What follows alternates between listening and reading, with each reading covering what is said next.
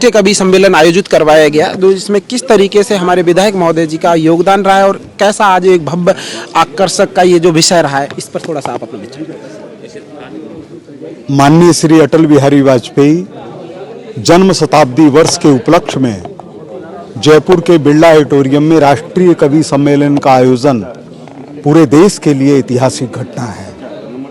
इस कार्यक्रम में राजस्थान के राज्यपाल माननीय श्री हरि भाऊ जी बागड़े, हमारे लोकप्रिय मुख्यमंत्री माननीय श्री भजन लाल जी, हमारी लोकप्रिय उप मुख्यमंत्री श्रीमती दिया कुमारी जी, श्री प्रेमचंद जी बैरवा, ये शताब्दी वर्ष समिति के राजस्थान के संयोजक घनश्याम जी तिवाड़ी, अखिल राष्ट्रीय स्वयंसेवक संघ के अखिल भारतीय सह प्रचारक प्रमुख माननीय श्री अरुण कुमार जी, क्षेत्रीय प्रचारक माननीय श्री निम्बाराम जी, क्षेत्रीय संघ चालक माननीय श्री डॉक्टर रमेश जी, हमारे कैबिनेट मंत्री, विधि मंत्री जयपुर के प्रभारी माननीय श्री जोगाराम जी पटेल, सांसद मंजू जी, पूर्व प्रदेश अध्यक्ष अशोक जी परनामी, हमारे बहुत ही लोकप्रिय प्रदेश अध्यक्ष जी जो कार्यक्रम के कारण थोड़ा विलंब से आए लेकिन उनका आने में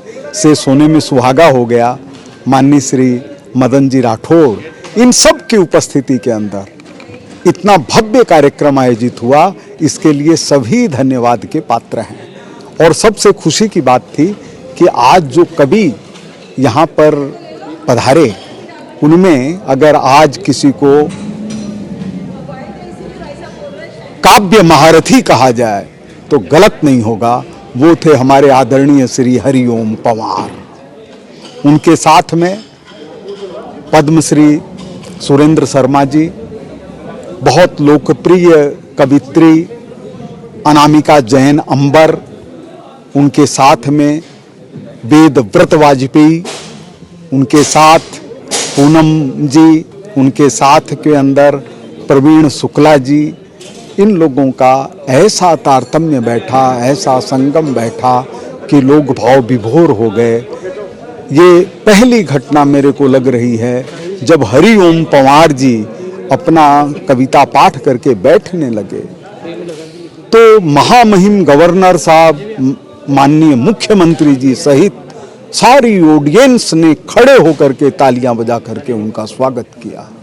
एक कवि का सबसे बड़ा सम्मान यही है कि जब उन्होंने इस बात को स्वर दिया कि कश्मीर अधूरा नहीं चलेगा, कश्मीर हमारा है, हमारा रहेगा, उन्होंने ये कहा कि वो भाषा बंद कर दी जाए जिसके अंदर उनको माफ करना शामिल हो, उनको तो नेस्तनाबूद किया जाए। सभी लोगों ने खड़े होकर के हर्ष से उनका स्वागत किया। और यह कवि सम्मेलन आदरणीय अटल जी जो जयपुर को तो प्रिय थे, माननीय अटल जी को भी जयपुर बहुत प्रिय था। इसमें बिरला ऑडिटोरियम जब बना था तो पहले जो सबसे बड़े नेता इस मंच के ऊपर आए वो आदरणीय अटल बिहारी जी वाजपेयी थे। यहीं बीच में बैठे थे। यहाँ सामने श्रोताओं में राजस्थान के सर्वश्रेष्ठ मुख्यमंत्री रहे हुए देश के प्रमुख नेताओं में से एक आदरणीय भैरव सिंह जी शेखावत श्रोता के रूप में बैठे थे मुख्यमंत्री होते हुए। ये अटल जी का व्यक्तित्व था। तो बहुत बहुत अटल जी को श्रद्धांजलि।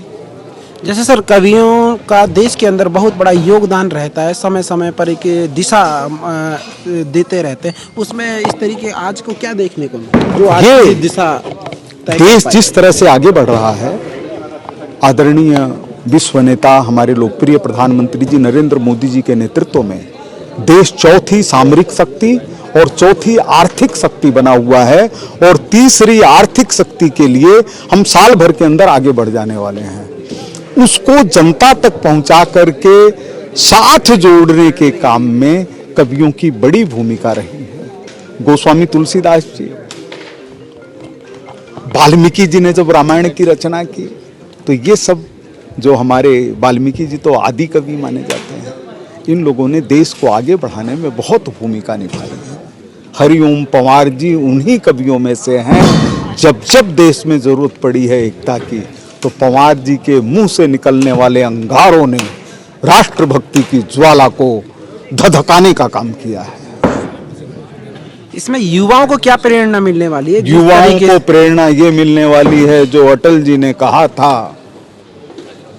कि हमारी अस्थियों से जो गंगा में बह रही हैं उनसे अगर पूछा जाएगा, कान लगा के सुना जाएगा तो एक ही आवाज सुनाई देगी, भारत माता की जय। तो देश के नौजवान, भारत दुनिया का सबसे बड़ा युवा देश है और युवा आगे बढ़ चले हैं भारत माता को आगे बढ़ाने के लिए। इसी से विकसित भारत 2047 का सपना पूरा होगा, विकसित राजस्थान 2047 का सपना पूरा होगा।